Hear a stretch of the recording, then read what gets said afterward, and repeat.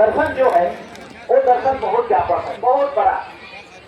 इस दर्शन में जो अनुष्ठान है, इस पर्व त्योहार में जो अनुष्ठान है, जैसे एक क्वेश्चन हम आप सबको लाएंगे, ये गरम वृक्ष को लाते हैं, इसके जगह में कोरल को और कटहल को या आम को नहीं लाते हैं। खासियत तो कुछ तो होगा, ये खासियत क्या है? इसका खासियत के पीछे में आप जब विश्लेषण करेंगे तो पाएंगे इस सृष्टि का रचना को, इस सृष्टि में प्रकृति के माध्यम से पर्यावरण को और बैलेंस करना, इन सारी चीजों का महत्व स्थापित है। इसमें जो हम लोगों को जानकारी है, रामदयाल मुंडा जी दो बातों को बोलते थे, ये नाची से बाची, और दूसरी बात बोलते थे कि इस वृक्ष में ऑक्सीजन को, मतलब ये देवीय वृक्ष है। पुरखों ने जब कब ये पैदा हुआ होगा सृष्टि, तब से बनाना शुरू किया होगा, और इसी वृक्ष को लाके देवतुल्य पूज्य करके इसके चारों तरफ महिमा करते हुए, इसका आराधना करते हुए और उसका पूजा पाठ किया। इसका मतलब है कि इसमें कुछ न कुछ खासियत है। खासियत क्या है? खासियत ये बताते हैं कि ये सिर्फ ऑक्सीजन देता है। बाकी आप लोग पढ़ते हैं कि सभी वृक्ष ऑक्सीजन 12 घंटा और कार्बन डाइऑक्साइड 12 घंटा, लेकिन ये सिर्फ ऑक्सीजन को देता है। एक वृक्ष और है जो हिंदू समाज जिसको पूजा करते हैं, तुलसी। उस पर भी जब हम लोग इंटरनेट में देखते हैं तो उसमें भी इस बात का जिक्र है कि वो 24 घंटा ऑक्सीजन को देता है।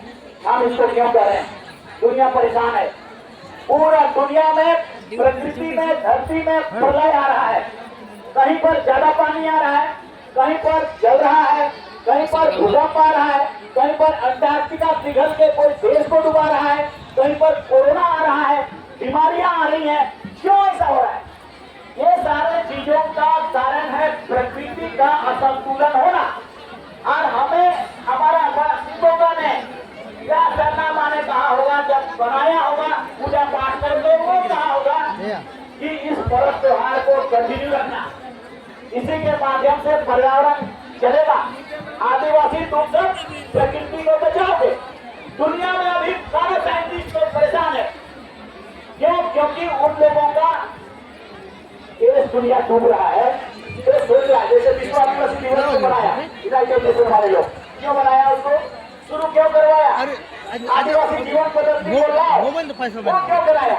इसीलिए कराया क्योंकि धरती में प्रलय का या उसमें बहुत सारा प्रदूषण जो भी हो, कार्बन डाइऑक्साइड का संतुलन ज्यादा बढ़ गया, ग्लोबल वार्मिंग ज्यादा बढ़ गया, या जो भी हो, हम जो बात को कर रहे हैं, ये दार्शनिक बात को कर रहे हैं, फिलोसॉफिकल बात को कर रहे हैं, उस कारण को ढूंढ रहे हैं।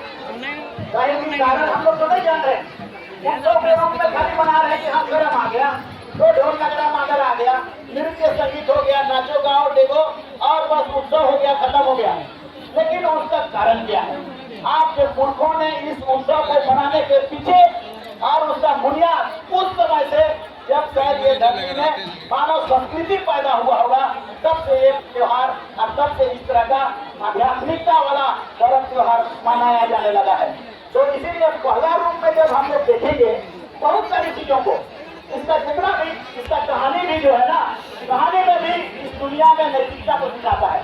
इस दुनिया में सत्य असत्य क्या है, डिसिप्लिन और सही होगा, धर्म अधर्म क्या है, अधर्म के लोगों का जीवन तकलीफ में होगा, धर्म का जीवन अच्छा होगा, धार्मिक कर्मा धर्मा का जो कहानी वगैरह होता है उस तरफ में उसका वो एक संकेत देता है, आपको एक सिद्धांत, आपको एक शिक्षा देता है कि अगर जिस दिन इंसान गलत दिशा में चला जाएगा उस दिन उसकी जीवन में तकलीफ आएगा। जिस दिन इंसान सही दिशा में चलेगा उस दिन इंसान का जीवन में आनंद आएगा। ये इस पर्व के द्वारा, कर्मा पर्व के द्वारा एक संदेश दिया जाता है, और उसमें जितना कर्मकांड है उसमें जितने भी एक पक्ष है वो पक्ष का एक मीनिंग है, और इस मीनिंग का, इसीलिए मैं कह रहा हूँ इसमें व्यापकता को शायद हम लोग उतना नहीं देख पा रहे होंगे। व्यापकता मतलब इस पर्व के द्वारा सृष्टि का रचना को बनाए रखना। जब ऊपर वाला सुपर नेचुरल पावर भगवान जिसको हम लोग कहते हैं, सबसे पहले इस धरती को बनाए, सूर्य को बनाए, सूर्य की रोशनी आया तो यहाँ पौधा पैदा हुआ, पेड़ पौधा पैदा हुआ, हम सब ऑक्सीजन लेते हैं, कब पैदा होते हैं, जब कार्बन डाइऑक्साइड बहुत ज्यादा पैदा हो जाएगा तो प्रलय आ जाएगा और धरती समाप्त हो जाएगा। इस कारण से इस पर्व के माध्यम से ऊपर वाला ने आपको एक संदेश दिया है कि इस धरती में तुम आनंद से रहना, खुशी से रहना सब कोई, लेकिन जो हम शर्त बता रहे हैं उसका पालन करना, और उसका पालन दुनिया में नहीं हो रहा है, इसलिए पूरा वर्ल्ड परेशान है। कोई डूबने की ओर और कहीं प्रलय आ रहा है, तो उसका संदेश सीधा सीधा यहाँ पर है। क्यों?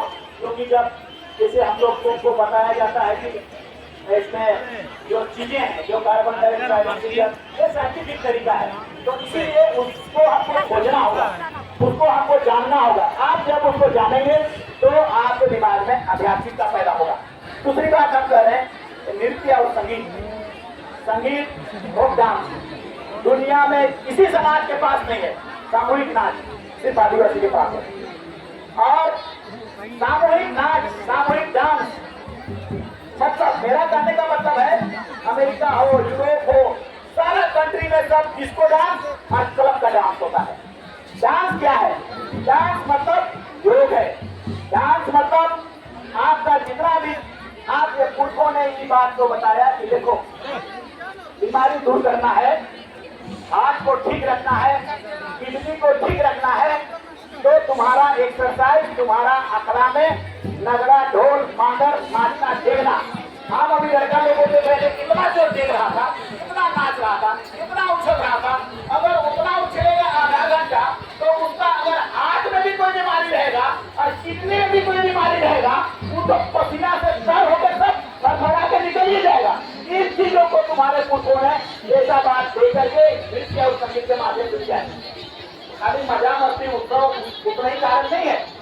तो हमारा इसके कारण हम कह रहे हैं कि आप किसी भी परिस्थिति में अपना नृत्य और संगीत को बचाना है। अपना नृत्य और संगीत भारत देश का संविधान में आदिवासी का वही पहचान है, भाषा और आपका संगीत, आपका संस्कृति वही पहचान है। इसीलिए हम लोगों ने क्या किया कि हमारा नगरा खत्म हो रहा है, हमारा ढोल खत्म हो रहा है, हमारा मांगर खत्म हो रहा है, करेंगे तो क्या करें?